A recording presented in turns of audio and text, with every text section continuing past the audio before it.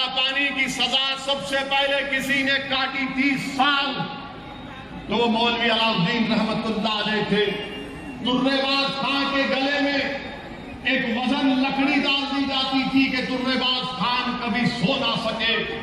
तुर्रेबाज खान अंग्रेजों की हिरासत से फरार हुए तो तूपरान के पास सालार जंग ने, उनके सिपाहियों ने अंग्रेजों के साथ मिलकर तुर्रेबाज खां को पकड़ा और तुर्रेबाज खां को गोली मार कर शहीद कर दिया।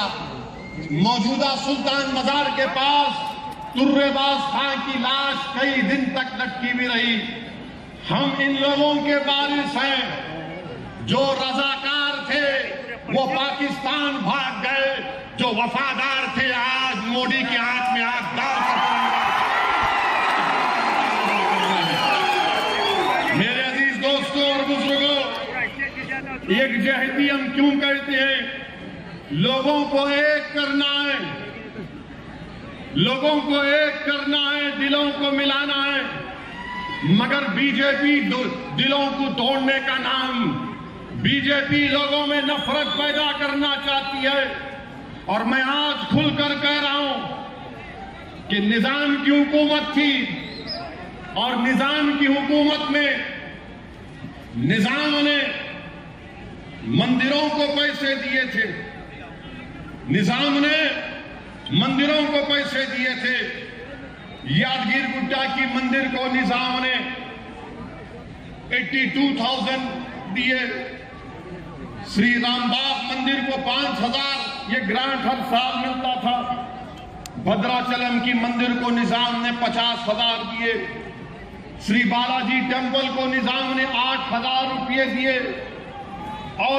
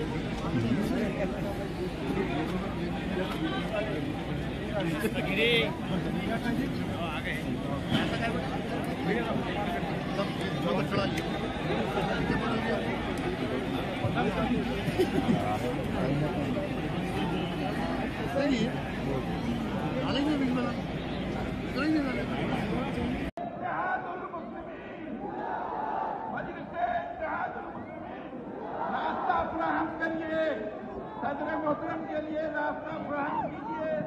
नक्शे परचम कुशाई सदर मोहतरम के दफ्तर मुबारक से अमल में आएगी। भाई नक्शे परचम कुशाई सदर मजलिस के हाथों अमल में आ रही है। रास्ता फराहम करिए। जो कारकुन हमसे गुजारिश की जाती है कि सदर मोहतरम के लिए रास्ता फराहम करिए।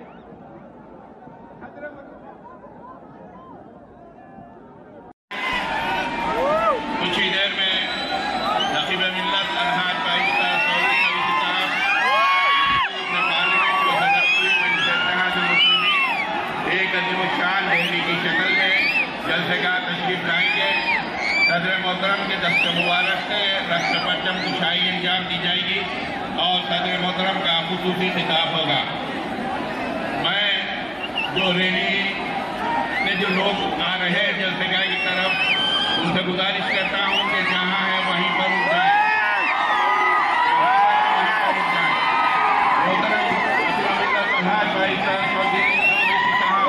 जलसेगाह की तरफ तशरीफ ला रहे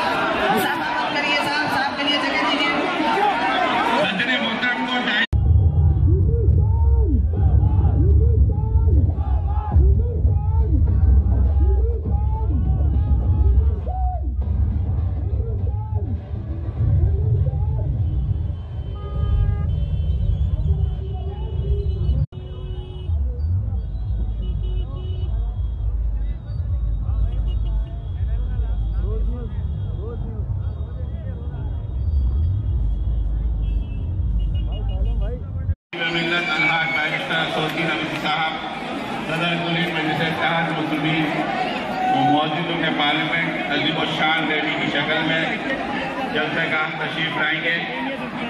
सदर मोहतरम के दस्त मुबारक से रस्म परचम कुशाई अंजाम दी जाएगी और सदर मजलिस का खुसूसी खिताब होगा। मैं डाइट के सामने से जो हजरात आगे बढ़ रहे हैं उनसे गुजारिश करता हूं कि जहाँ हैं वहीं पर रुक जाएं। स्क्रीन का इंतजाम किया गया है डाइस के सामने की रोड पर, डाइस के बाएं और दाएं जानिब भी स्क्रीन का इंतजाम है। आप जो है इत्मीनान के साथ जो है सदर मजलिस के खिताब को समाअत फरमा सकते हैं। डाइस के बाएं जानिब जो सड़क है वहाँ पर भी स्क्रीन का इंतजाम है और सीधे जानिब भी स्क्रीन का इंतजाम है। डाइस के रूबरू सड़क पर भी स्क्रीन का इंतजाम है।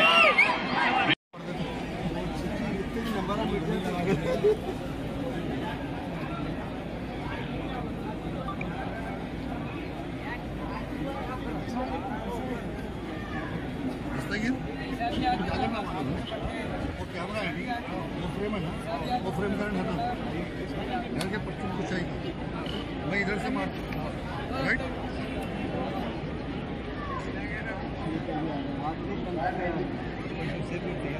नहीं वो तो हटा लेंगे पीछे से बीच। अभी ये देखो सुनो अभी से ये एंगल बनाए तो क्या काशिफ नहीं कोई भी नहीं आते हरे नहीं तो इसमें परचून कुशाई तक कोई भी नहीं, परचून कुशाई तक कोई भी नहीं ऊपर।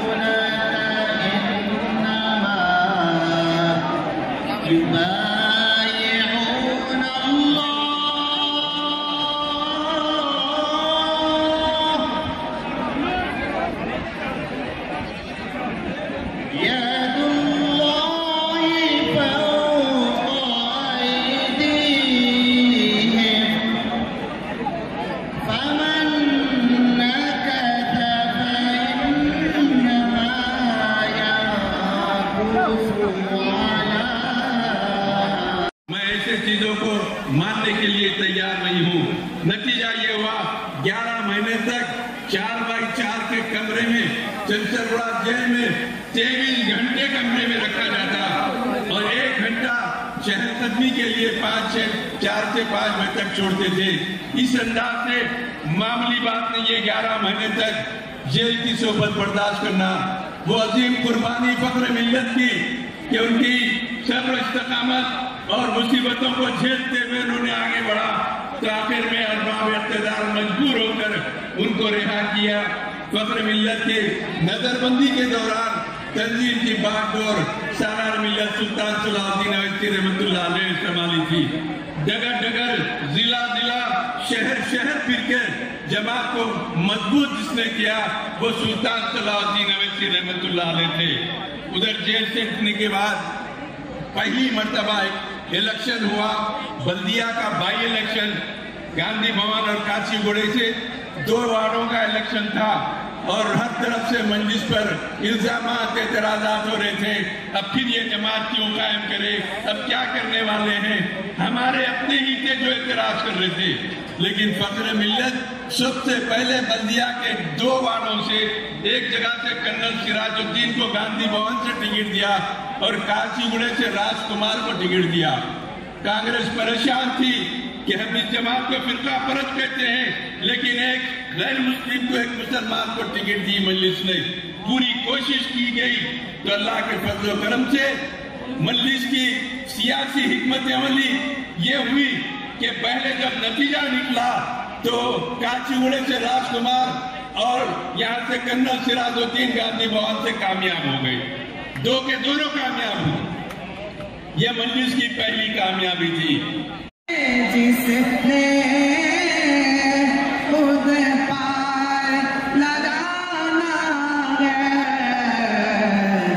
ज़हरा का बाबा है, हसनैन का नाना है, ज़हरा का बाबा है, हसनैन का नाना है।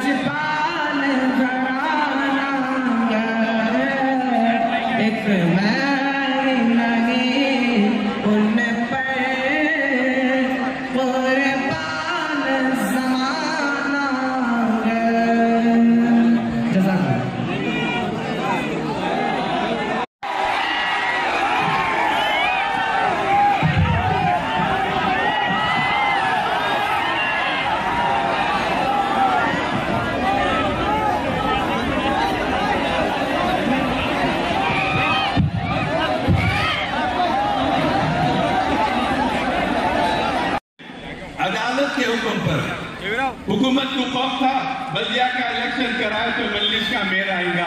वो डर के वो 1986 में अदालत के आर्डर पर हुकूमत पर इलेक्शन हुआ तो आखिरकार वो लोगों का खौफ सही साबित हुआ। मजलिस इत्तेहादुल मुस्लिमीन का मेयर हैदराबाद की बल्दिया के लिए मुंतखब हुआ। पूरे हिंदुस्तान में मजलिस का नाम होने लगा। सालार मिल्लत की हिकमत अमली ये थी कि हमको 22 साल के बाद इलेक्शन हुआ, मेयर मजलिस का आया तो सालार मिल्लत ने क्या किया?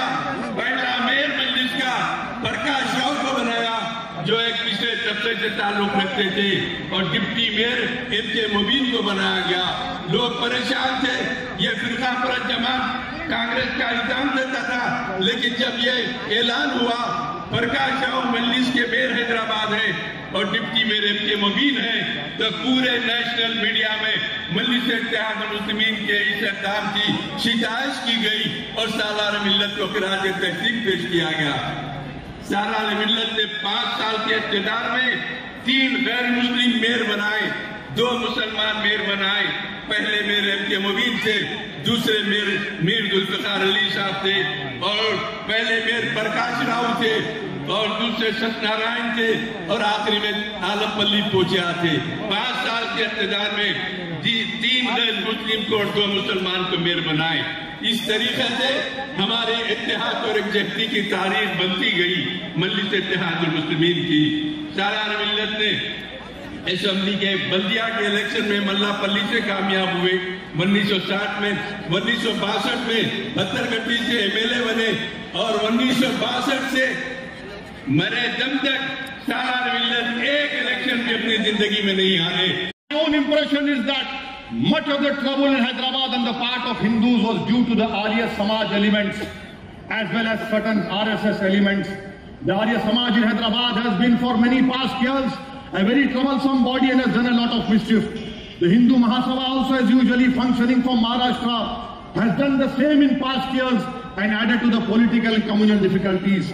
These elements will no doubt try their best in the present circumstances to carry on their old ways, but with added vigor. This should be watched carefully.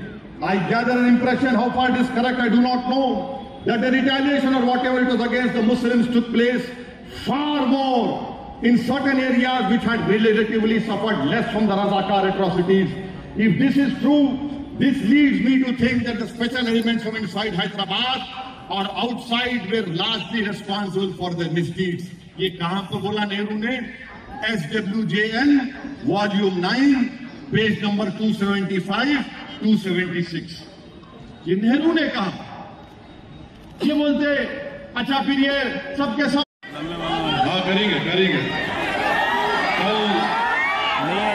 कल इंदिरा पार्क NTR स्टेडियम में chief minister Chandrashekhar Rao इतना बड़ा जलसा रखे, तो अगर आपको मौका मिला तो आइए, जरा आ जाइए थोड़ी देर के लिए.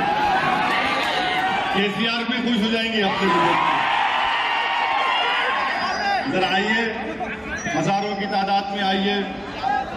और मैं चीफ मिनिस्टर का शुक्रिया अदा करता हूं कि उन्होंने सेक्रेटेरिएट की बिल्डिंग का नाम बाबा साहेब अम्बेडकर के नाम से रखा. और हम देश के प्रधानमंत्री से डिमांड करते हैं कि नई पार्लियामेंट बिल्डिंग का नाम अम्बेडकर के नाम से रखो.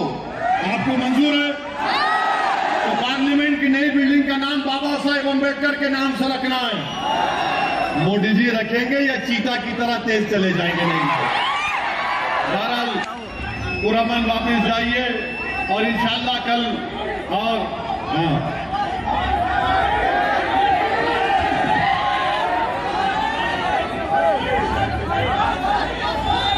सेल्फी के दीवाने हैं.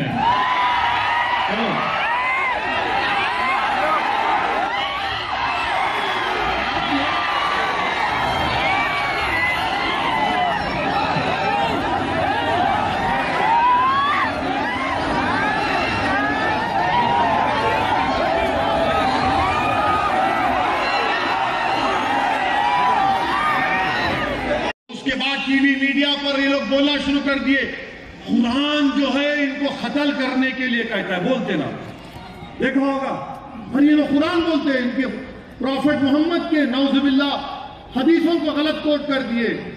अब मैं आज के जलसे में अपनी बात को खत्म करने से पहले मैं एक किताब पढ़ा हूं कि उस किताब का नाम है नाथूराम गोडसे की किताब. उस किताब में उसने लिखा कि मैं गांधी को क्यों कत्ल किया. गोडसे जब फांसी पर चढ़ाने के लिए लेकर जा रहे थे नाथूराम गोडसे को और आप्टे को, तो गोडसे ने अखंड भारत अमर रहे, वंदे मातरम पढ़ा और कहा, गाना गाया, नमस्ते सदा वत्सले. अब यही नमस्ते सदा वत्सले आरएसएस के लोग अपनी रोज सुबह से शुरू करते हैं. नमस्ते सदा वत्सले.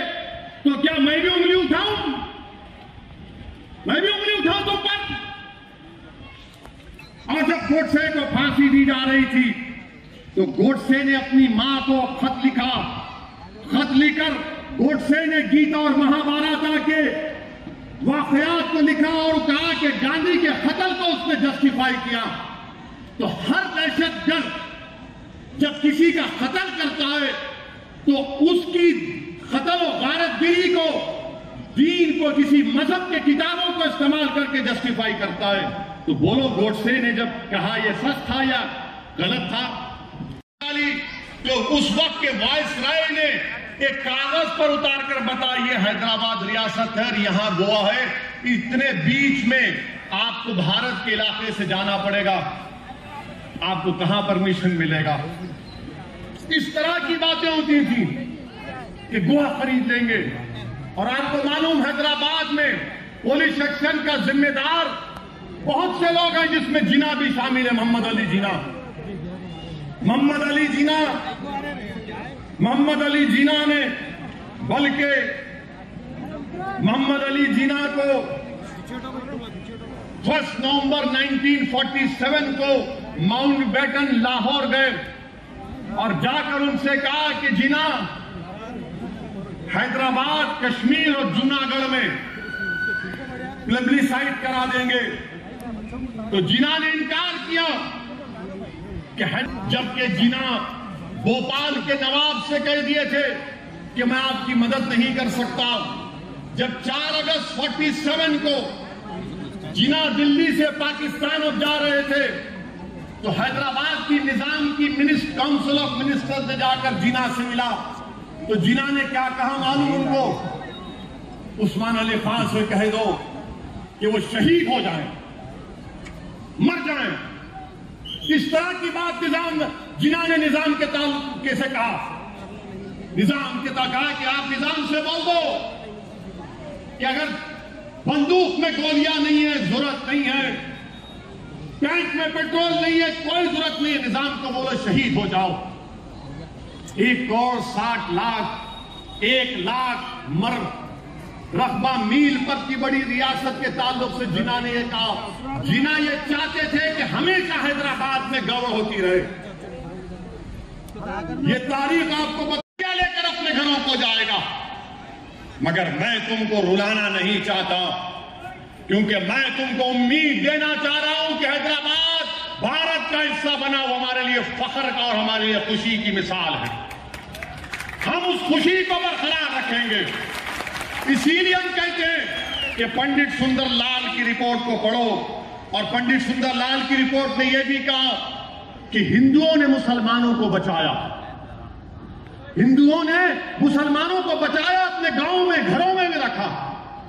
मेरे अजीज दोस्तों और बुजुर्गों, वो मिसाल हमको पेश करना है।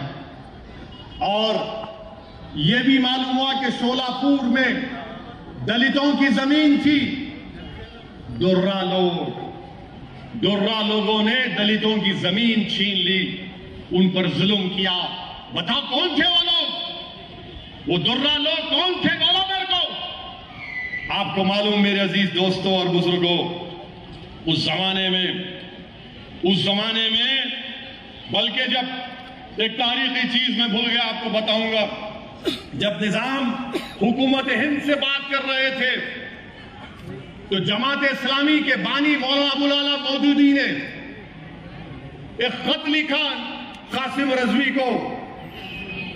25 दिसंबर 1947 को मौलाना अबुल आला मौदूदी ने पाकिस्तान से खत लिखा कासिम रजवी को और कहा कि अगर मिलिट्री कन्फ्रंटेशन होगा कासिम रजवी, तो सबसे ज्यादा नुकसान मुसलमानों का होगा।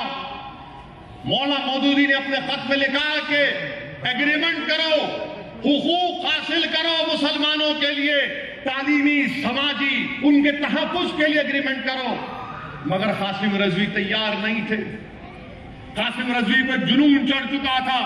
कासिम रजवी और जाकर मालूम करो कि क्या हालात हैं, क्या वाकयात हैं। तो पंडित सुंदरलाल के साथ काजी अब्दुल गफ्फार भी थे। वो हैदराबाद को आए। कब आए हैदराबाद को? हैदराबाद को आए 29 नवंबर 1948 को। 21 दिसंबर तक हैदराबाद की रियासत में रहे। 16 जिलों में से 9 जिलों में भी उन्हें दौरा किया। 7 डिस्ट्रिक्ट हेडक्वार्टर पर गए, 21 शहर में गए, 23 गांव में गए और रिपोर्ट बनाकर पंडित सुंदरलाल ने लिखकर दिया नेहरू को, मरकजी हुकूमत को, कि हैदराबाद में 40,000 लोगों का कत्लेआम हुआ। 40,000 40,000 लोगों का कत्लेआम हुआ। हम यही बोलते हैं कि आप उस रिपोर्ट को बताओ, मान लो उसको। ये मेरी रिपोर्ट नहीं थी, ये निजाम की भी रिपोर्ट नहीं थी, ये तो नेहरू ने पंडित सुंदरलाल को भिजाया था। और उस रिपोर्ट में लिखा गया था कि गोलियां भर गई थी। एक गोली से तो बच्चों, जब लाशें निकाली गई तो बुरखे में एक औरत है और उसके सीने से लगा हुआ उसके बेटे की लाश भी निकली। ये तारीख है, इसको कोई डिनाई नहीं कर सकता। आप मानो पंडित सुंदरलाल की रिपोर्ट को, मैंने पढ़ा पंडित सुंदरलाल की रिपोर्ट को। नेहरू मेमोरियल में दिल्ली में आज भी चले जाओ, रिपोर्ट आपको मिल जाएगी। बताओ भाजपा वालों, क्या तुम मानोगे इस रिपोर्ट को? ये रिपोर्ट है तो उस वक्त हैदराबाद में ये तमाम मुखालिफिन बोलिए नहीं नहीं ये रिपोर्ट गलत है। हैदराबाद में कोई बाहर का आदमी नहीं आ सकता था क्योंकि मिलिट्री थी। कैसे अंदर आ गए पंडित सुंदरलाल? उनको स्पेशल परमिशन मिला, दिया गया था। 15 जून 1948 को एग्रीमेंट दिया गया था। उस एग्रीमेंट में निजाम को हैदराबाद की रियासत के लिए इतनी रियायतें दी गई थी।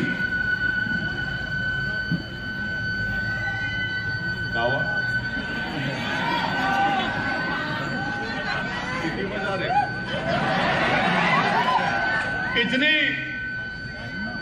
रियायतें दी गई थी कि माहिरीन लिखते हैं कि कश्मीरियों को 370 से ज्यादा रियायतें निजाम को दी गई थी। उस 15 जून 1948 के फाइनल ड्राफ्ट में निजाम उसको कबूल नहीं किए। मैं हिस्ट्री का तालिब इल्म हूं, मैं कई माहिरीन से पूछा कि निजाम क्यों कबूल नहीं किया उसको। 15 जून 1948 को जो फाइनल ड्राफ्ट एग्रीमेंट दिया गया था, निजाम पीछे हट गया उससे। अगर वो एग्रीमेंट ले लेते निजाम तो पुलिस एक्शन नहीं होता था, ऑपरेशन पोलो नहीं होता था। मगर निजाम को सब्ज बाग दिखाया गया, उसमें कासिम रजवी ने भी सब्ज बाग दिखाया, वॉल्टर माउंटेन ने भी दिखाया, निजाम के जो वजीर थे उन तमाम ने सब्ज बाग दिखाया। बल्कि मैं तारीख में पढ़ा हूं कि माउंट बैटन देहरादून जाकर उस वक्त के डिप्टी प्राइम मिनिस्टर से मुलाकात करके ये ड्राफ्ट बताए और कहा कि इसको कबूल कर लो। तो डिप्टी प्राइम मिनिस्टर कबूल किए, मगर निजाम मुकर गए उससे, बोले नहीं इसमें और 3 चीजें इजाफा करो। आपको मालूम निजाम को कोई मशवरा दिया था कि आप गोवा को खरीद लो। बीजेपी को मुगलों से नफरत है, मगर लाल किले पर मोदी झंडा लहराते हैं। बीजेपी को निजाम से नफरत है, मगर बरसों गंडी पेट हिमायत सागर का पानी हम तमाम पिए।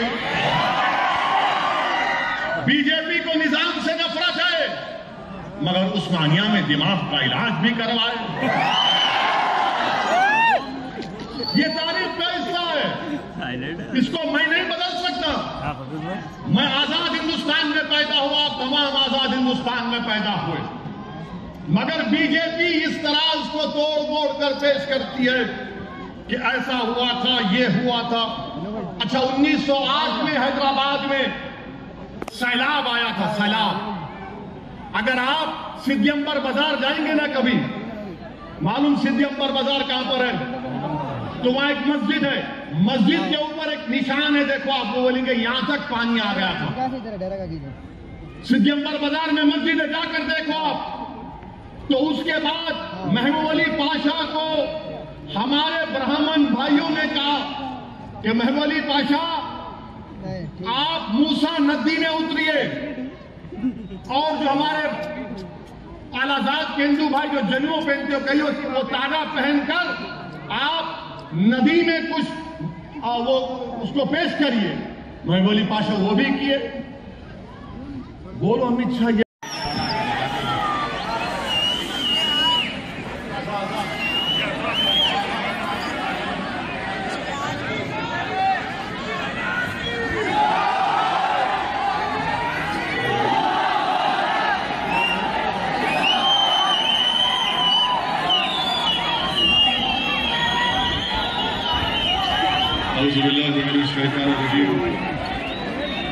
बिस्मिल्लाहिर्रहमानिर्रहीम। अस्सलामु अलैकुम वरहमतुल्लाहि वबरकातुहू। मजलिस इत्तेहादुल मुस्लिमीन के तमाम अरकान असम्बली, मजलिस इत्तेहादुल मुस्लिमीन के सदर मुतमदीन अरकान, मोअज़्ज़िज़ हाज़रीन इकराम, बुज़ुर्गान मिल्लत, मेरे नौजवान साथियों, मेरी ज़िंदा और दार बहन, मैं आप तमाम का दिल की गहराइयों से शुक्रिया अदा करता हूँ कि आज आपने मजलिस इत्तेहादुल मुस्लिमीन की ऐलान के बाद आप तमाम ने कौमी यकजहती इस तिरंगा रैली को आपने लाखों की तादाद में शिरकत करके इसको कामयाब किया। मैं आपका बेहद शुक्रिया अदा करता हूं। मेरे अजीज दोस्तों और बुजुर्गों, हम तमाम अपने मुल्क की और सरजमीन दखन की तारीख से वाकिफ हैं। 17 सितंबर को ऑपरेशन पोलो हुआ, जिसको पोलिस एक्शन भी कहा जाता है, और उसके बाद सरजमीन दखन पर निजाम दखन की हुकूमत का खात्मा हुआ और अल्हम्दुलिल्लाह हैदराबाद और पूरी रियासत हैदराबाद हमारे वतन अजीज भारत का हिस्सा बन गई। मेरे अजीज दोस्तों और बुजुर्गों, मजलिस ने ये ऐलान किया कि हम इसको एक जहदी के दिन के तौर पर मनाएंगे, और जिन्होंने न हैदराबाद की आजादी में, न जद्दोजहद में अपना पसीना तक नहीं बहाया, वो इसको लिबरेशन डे के तौर पर ऐलान करते हैं। सबसे पहली बात तो ये है, 27 दिसंबर 1948 को लिखा। अब जिसको अंग्रेजी आती जरा समझ जाइए, मैं मुख्तसर से तर्जुमा कर दूंगा। नेहरू ने लिखा कि Hyderabad is a pig and ticklish problem by itself. It becomes even more important from it, and it becomes even more important from it are all India implications and even some international implications. It has become the touchstone of our treatment of the minorities, more especially the Muslims. Whatever the facts might be, there can be no doubt that Muslims not only in Hyderabad but outside believe that the Hindus of Hyderabad, or some of them, have behaved very badly towards the Muslims after the surrender. The Muslims of Hyderabad are completely down and out. To some extent, this is inevitable because they suddenly lost the dominating position they had. They cannot get back, but it is highly desirable from the larger point of view to treat them as generously as possible and to make them feel that they have a definite place in the scheme of things. The solution of our minority problem largely depends upon the issue in Hyderabad. फिर नेहरू आगे लिखते हैं, for various reasons Hyderabad has had a particular place in the Middle Eastern countries. This was partly due to certain benefaction that the Nizam's government used to give. For this and other reasons, these Middle Eastern countries took a great deal of interest in Hyderabad. Even other countries in Europe and in America have taken a keen interest. We function thus in Hyderabad on the world stage, and the whole question of our treatment of minorities is the issue. Pakistan, of course, will make the most of anything it can get hold of against us. फिर आगे नेहरू ने लिखा, a very large number of Muslims in Hyderabad depended on government employment. If they find that this is close to them, they will despair and probably take to communist methods. और तुम ये समझ रहे कि हम नहीं पढ़ते?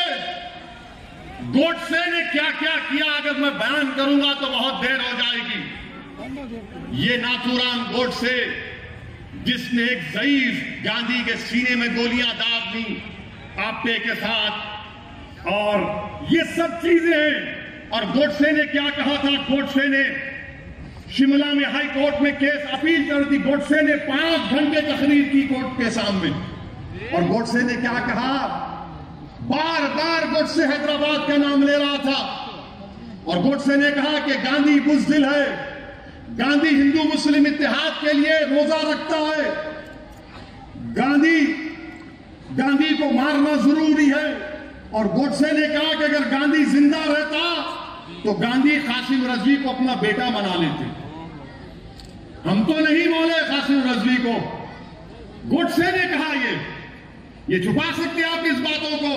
मेरे अजीज दोस्तों और बुजुर्गों, इसीलिए मैं आपसे अपील कर रहा हूं कि आप तारीख को पढ़िए और याद रखिए, फख्र से कहिए कि हमारा ताल्लुक उस पुरानी मजलिस से नहीं है, हमारा ताल्लुक कासिम रजवी से नहीं है, हमारा ताल्लुक रजाकारों से नहीं है।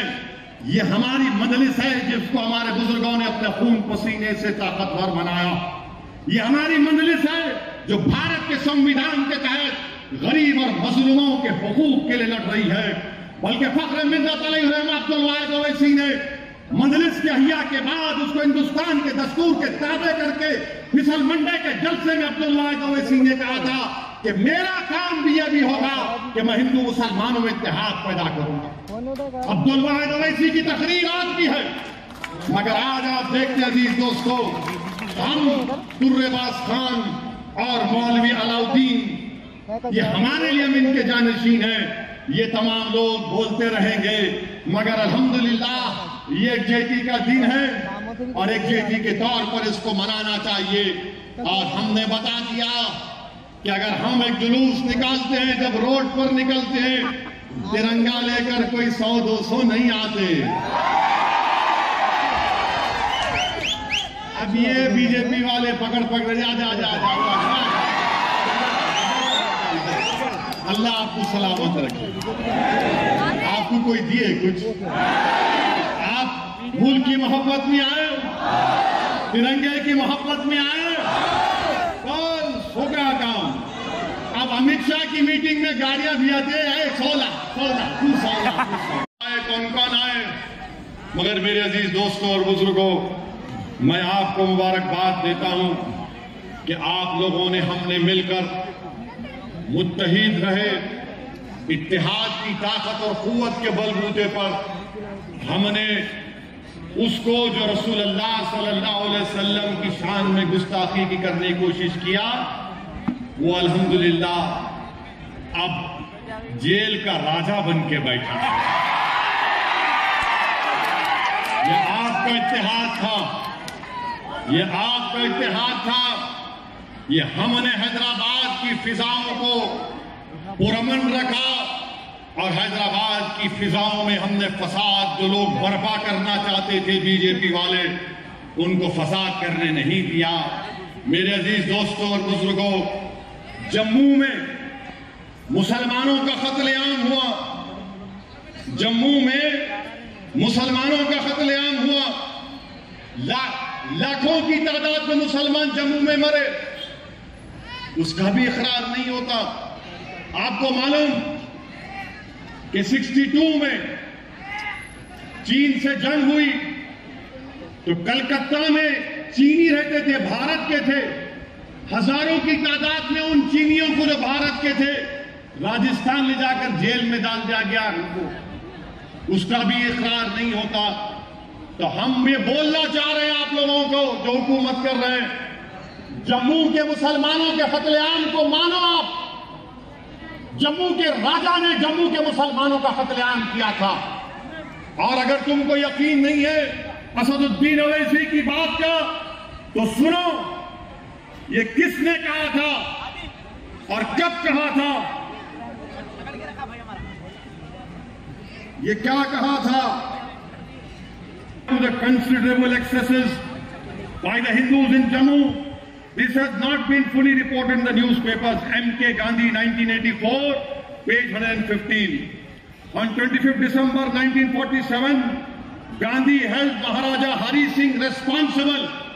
और आज नरेंद्र मोदी की सरकार उस राजा की खुशी में छुट्टी का ऐलान करती है। उस राजा की खुशी में बताओ तुम कैसे गांधी के चाहने वाले हो कि गांधी ने कहा, Gandhi held Maharaja Hari Singh responsible.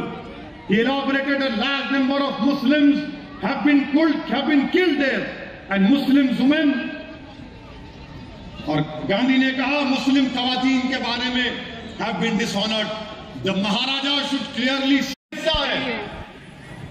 ये बीजेपी आरएसएस वाले हमको बोलते हैं निजाम से इनका ताल्लुक है, कासिम रजवी से इनका ताल्लुक है।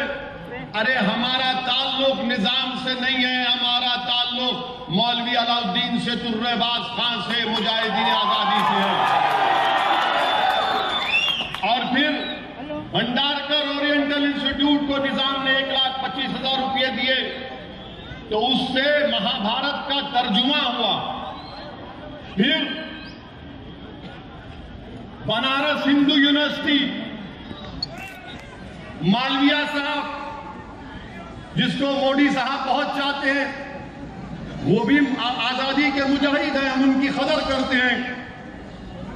उनको बनारस हिंदू यूनिवर्सिटी के शायद चांसलर या vice chancellor Maharaja of Bikaner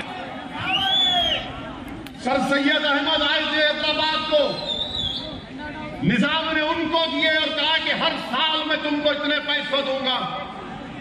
महबूब अली पाशा के दौर में अलीगढ़ मुस्लिम यूनिवर्सिटी के जिम्मेदार दिल्ली में जाकर महबूब अली पाशा से मिले, तो महबूब अली पाशा ने उनको पैसे दिए, अलीगढ़ में म्यूजियम उनके नाम से बनाया गया।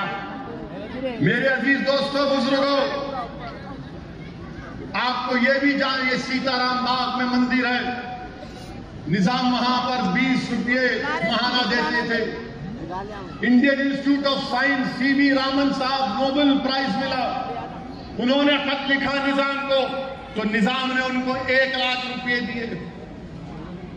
अब बताइए आप कि भारत में इतने राजा रजवाड़े थे जो आज भाजपा में है, बताओ तुमने क्या किया? तुम भी जागीरदार थे, वहां जमहूरियत नहीं थी, राजा थे, तुमने कौन सा काम किया?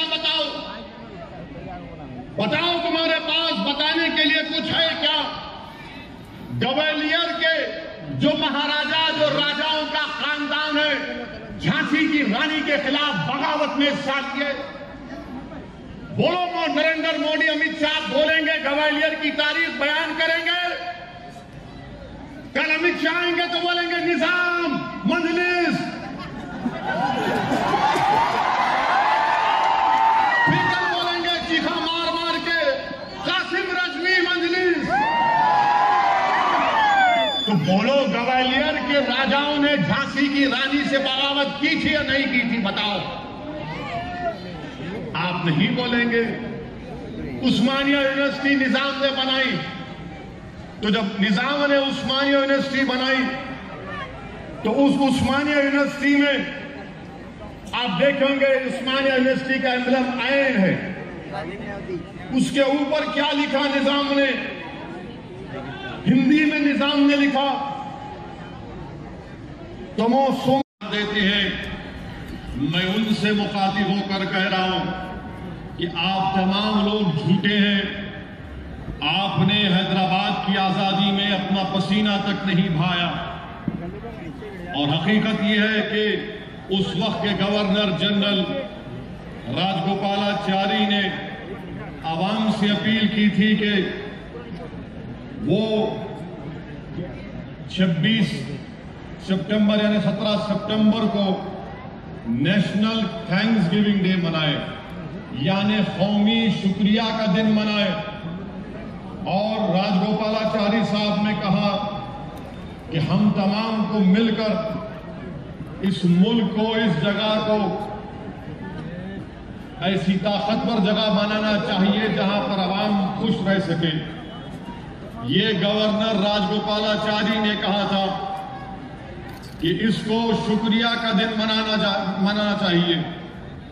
वहीं पर था, यकीनन सबसे बड़ी रियासत एक जागीरदार या एक बादशाह की थी। 1 लाख स्क्वायर किलोमीटर पर निजाम की हुकूमत थी। उसकी आमदनी बेल्जियम के बराबर थी। उसका रकबा अगर मौजूदा कश्मीर ग्वालियर और इंदौर को मिलाएंगे, ये तो इतनी बड़ी रियासत थी, यकीनन रियासत थी।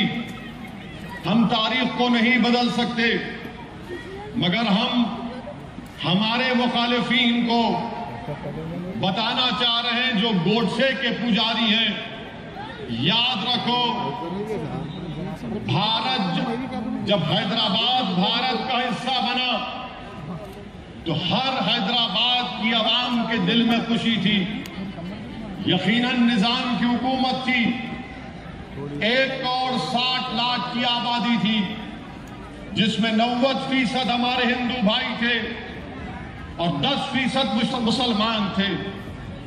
मगर ये बोल देना कि 10% खुश नहीं थे क्योंकि हैदराबाद भारत का हिस्सा बना, इससे बढ़कर झूठ कोई और नहीं हो सकता।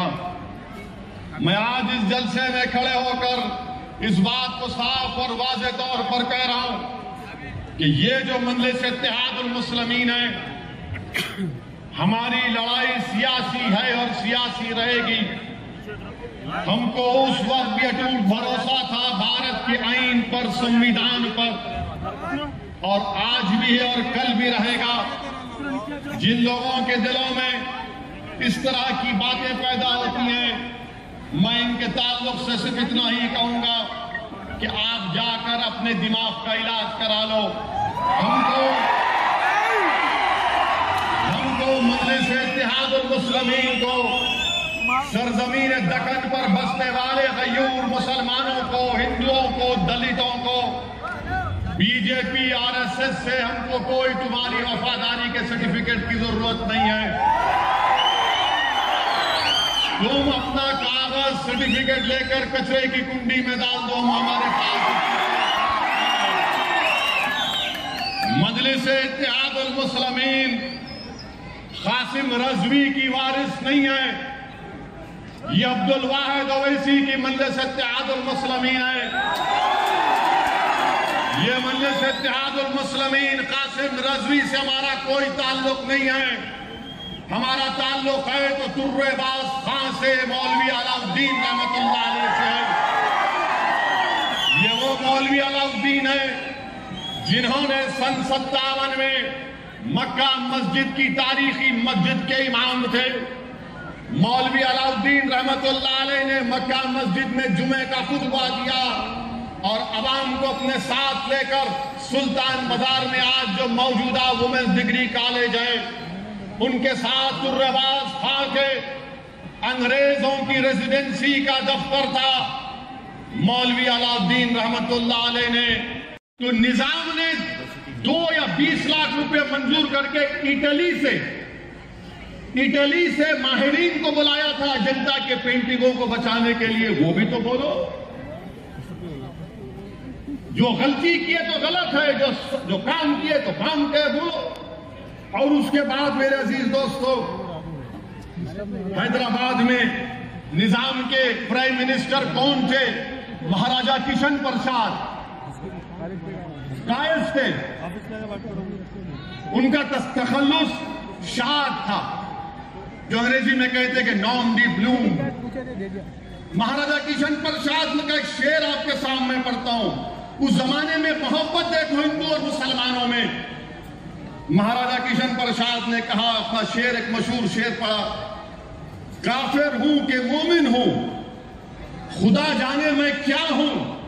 काफिर हूं या मोमिन हूं, खुदा जाने मैं क्या हूं। मैं बंदा हूं उनका जो है सुल्तान मदीना। उसके प्रिंसिपल कौन थे? उसके प्रिंसिपल थे डॉक्टर अघोरानाथ चट्टोपाध्याय। ये कौन थे? सरोजनी नायडू के वालिद थे। सरोजनी नायडू हैदराबाद की अजीम मुजाहिद आजादी थी। लंदन को पढ़ने के लिए गई तो निजाम ने फरमान जारी किया कि लो स्कॉलरशिप लो। निजाम ने अंबेडकर से कहा था कि आप आकर यहां के जज बनो। बात जगह लिखा गया कि निजाम ने अंबेडकर के इंस्टीट्यूट को जमीन भी दी, मगर वो देखना पड़ेगा, शायद जो लोग जो जानते हैं वो बता सकेंगे। मेरे अजीज दोस्तों और बुजुर्गों, ये हकीकत है, ये तारीख को कोई नहीं बदल सकता। कोई नहीं बदल सकता तारीख को, मगर जो तारीख में हुआ कि भारत का हिस्सा हैदराबाद बना, तो याद रखो हैदराबाद के बगैर भारत अधूरा है और हैदराबाद भारत के बगैर अधूरा है। ये चीज समझने की जरूरत है। अब हम कब मुखालिफ थे? नहीं, जब 17 सितंबर नहीं मंजलिस बोलती नहीं मनाना, हम नहीं मनाना। अरे तुम थे का बाबा, तुम तो चूहे की बिल में छुपे हुए थे, सांप की बिल में छुपे थे। हम जब भी थे, आज भी और कल भी रहेंगे। थके मजा आया? सुन लो। अच्छा, एक सवाल का जवाब दो, क्या आप तमाम लोग खुश नहीं है कि हैदराबाद भारत का हिस्सा बना? आइए सीधा जोर से बोलो, भैरे हैं हम लोग। और जोर से नारा लगा के बोलो, भारत भारत। शायद पहुंच गए होंगी दीवानों धारों को, कुछ सुनाई नहीं देता उन लोगों को। खाली व्हाट्सएप यूनिवर्सिटी के माहिर है, जो आ गया व्हाट्सएप में पढ़ लेते। मेरे अजीज दोस्तों और बुजुर्गों, हम क्या बोलते हैं कि जब तारीख है, तारीख में यह भी हुआ, तारीख में यह भी हुआ। कितने बजे आता है? 5 बजे से पहले खत्म करेंगे। तारीख में यह भी हुआ कि जब मुल्क आजाद हो गया तो निजाम ने बहुत। मैं नौजवानों को ये बताना चाहता हूँ कि 1958 में जब फख्र मिल्लत हजरत अब्दुल वाहिद अवैसी रहमतुल्लाह अलैह ने मंजिश के दोबारा अहिया किया था, ऐसे नामसावी हालात थे कि लोग घरों में बैठे तकरीरें सुनने के लिए खौफ में रहते थे और कोई निकलकर नारे तकबीर बुलंद नहीं कर सकता था। कोई मजलिस इत्तेहादुल मुस्लिमीन का नाम लेने को घबराते थे। ऐसे भयानक और नामसावी हालात में फख्र मिल्लत अब्दुल वाहिद अवैसी रहमतुल्लाह अलैह ने मजलिस इत्तेहादुल मुस्लिमीन का बेड़ा उठाया और उसकी सरगर्मियों का आगाज किया। मुसलसिल अपने जलसों के जरिए मुसलमानों के ज़हनों पर बैठे हुए खौफ के पैरों को हटाया और हजरत फख्र मिल्लत फरमाते थे कि मुसलमानों, इस सरजमीन पे तुमको ताबे दस्तूर ही अपनी जिद्दोजहद को जारी रखना चाहिए।